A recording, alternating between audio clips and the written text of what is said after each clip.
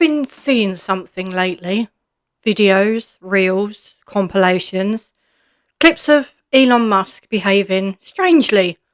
The awkward pauses, the stilted speech, the body language that doesn't quite match what people expect. The flat effect, the jumping, the way he holds his arms. And the comments underneath are always the same. What's wrong with him? He's so weird. Is he on something? This is cringe. He has Asperger's. He's autistic. He told the world himself on Saturday Night Live back in 2021.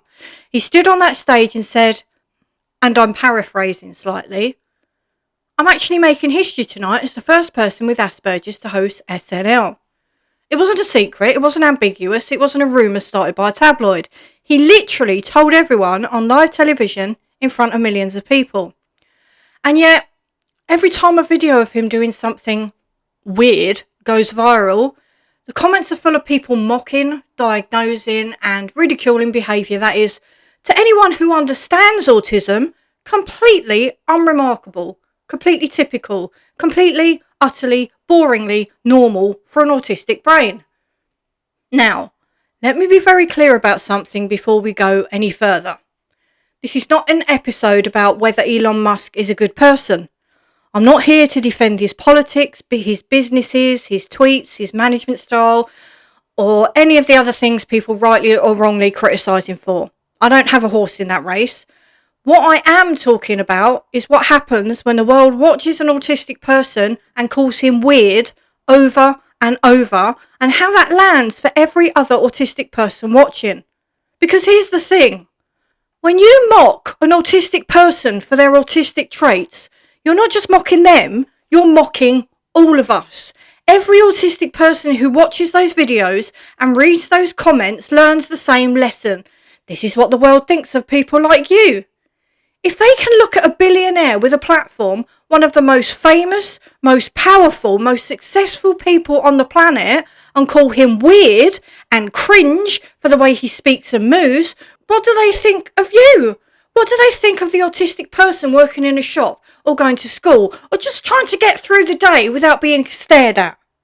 Hello, I'm Jenny, 52, lifelong anxiety, waiting for ADHD and autism assessments, and today we're talking about what happens when autistic traits are mocked by the world and why it matters so much more than people realise. Let's be really specific about what people are mocking because it's important to name it. The flat monotone speech, the awkward pacing of words, the lack of expected facial expressions, the body movements that seem off, the way he holds himself, the jumping on stage, that moment at a rally or an event where he literally jumped and the internet lost its collective mind and thousands of people made thousands of jokes. These are not character flaws. These are not signs of arrogance or rudeness or being on something. These are autistic traits. Flat affect is an autistic trait.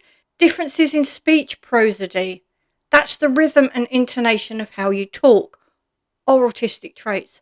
Unusual body language is an autistic trait. Stimming, which can look like jumping, rocking, flapping, tapping, bouncing, etc., is a core, universal autistic experience. It's self-regulation, it's communication. It's not weird, it's autistic. When you mock someone for these things, you are mocking them for being autistic. There is no separating the behaviour from the neurotype. You can't say, I'm not mocking him for being autistic, I'm just mocking the way he talks, because the way he talks is part of how his autism presents. That's the whole thing. That's what autism is, a different way of being in the world. A different way of speaking, moving, expressing, connecting. And when millions of people pile on, laughing, joking, calling it cringe, calling it weird, speculating about what's wrong with him, the message is clear. Autistic traits are unacceptable. They're funny, they're strange, they're something to be ridiculed. You are not allowed to move like that, speak like that, be like that. Not in public, not if you want to be taken seriously, not if you want to be respected. I want to pause here for a moment and talk about something important. Musk used the term Asperger's when he disclosed his diagnosis. And that's a term that's been officially retired from the diagnostic manuals. the DSM-5 and the ICD-11 for a couple of reasons. One, the history.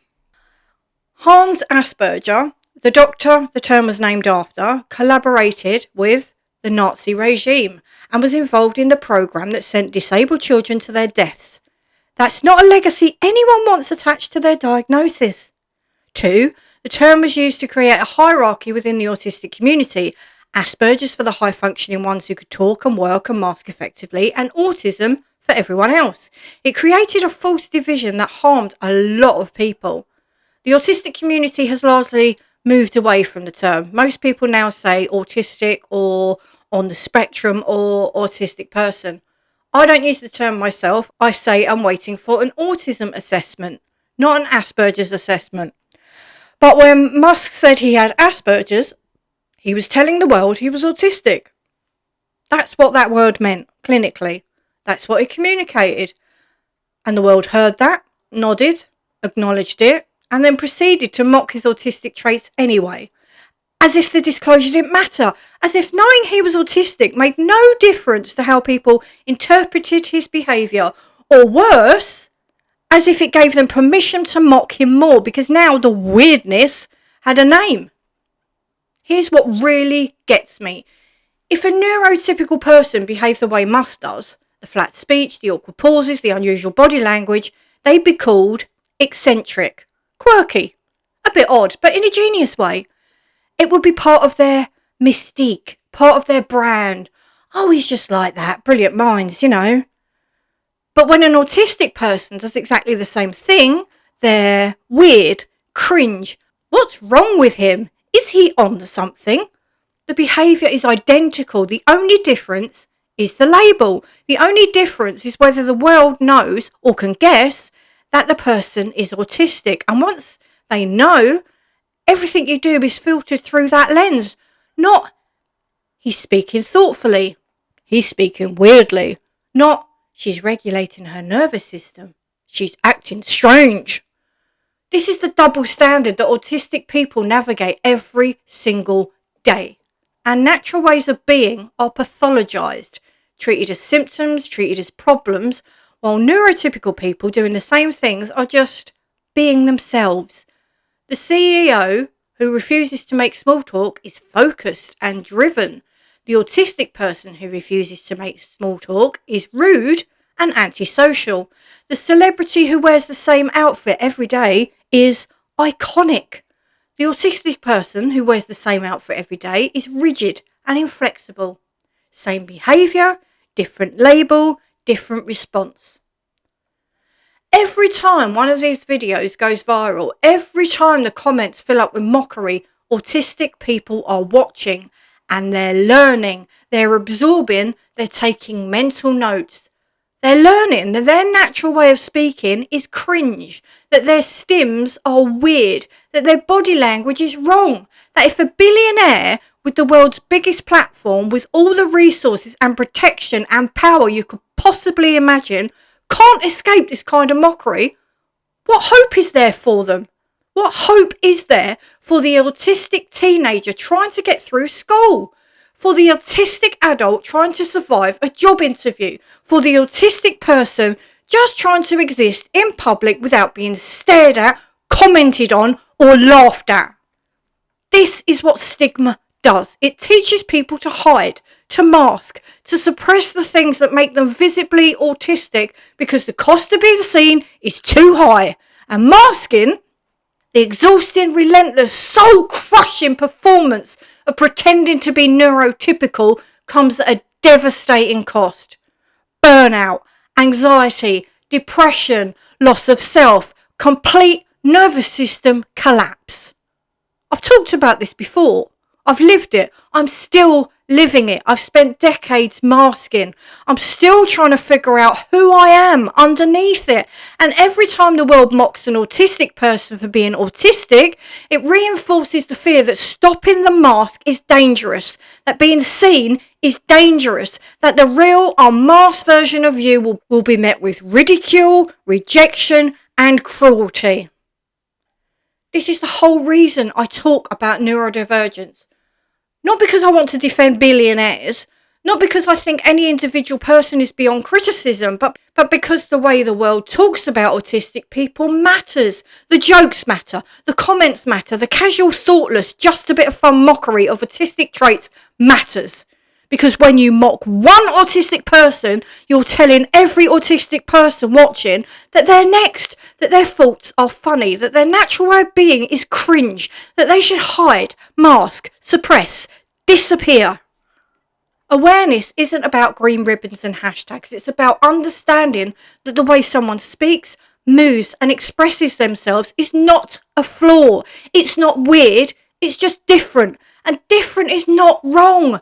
Different is not broken. Different is not something to be laughed at. So the next time you see a video of Elon Musk being weird, I want you to pause just for a second. Ask yourself, what exactly is being mocked here? Is it his ideas, his actions, his policies? Things that you can legitimately critique, disagree with, debate? Or is it the way he talks, the way he moves, the way his autistic brain presents to the world? If it's the latter, if the punchline is his flat effect, his awkward pauses, his stimming, then you're not critiquing Elon Musk. You're mocking autistic people. All of us. And we're watching. That's what I wanted to say. It's been on my mind for a while and I needed to get it out. Not because I'm a fan of Elon Musk, not because I think he's beyond criticism, but because I'm tired of watching autistic traits be treated as a joke. I'm tired of seeing the comments. I'm tired of knowing what every autistic person who reads those comments is internalising. If this resonated with you, if you've ever been mocked for the way you speak or move, or if you've caught yourself laughing at someone and then wondered why, I'd love to hear from you. You can find me on Patreon or buy me a coffee. The links are in the show description. So please drop me a message and let's talk about it. If you enjoyed this episode, please share it. Especially with someone who's ever made a joke about someone being weird without thinking about what that weirdness might actually be. Until next time, be kind. Be curious, and maybe pause before you hit comment. This is Anxiously Ever After. I'm Jenny. Now, if you'll excuse me, I need to go and think about the way I move and speak and exist and remind myself that none of it is wrong. It's just different, and different is enough.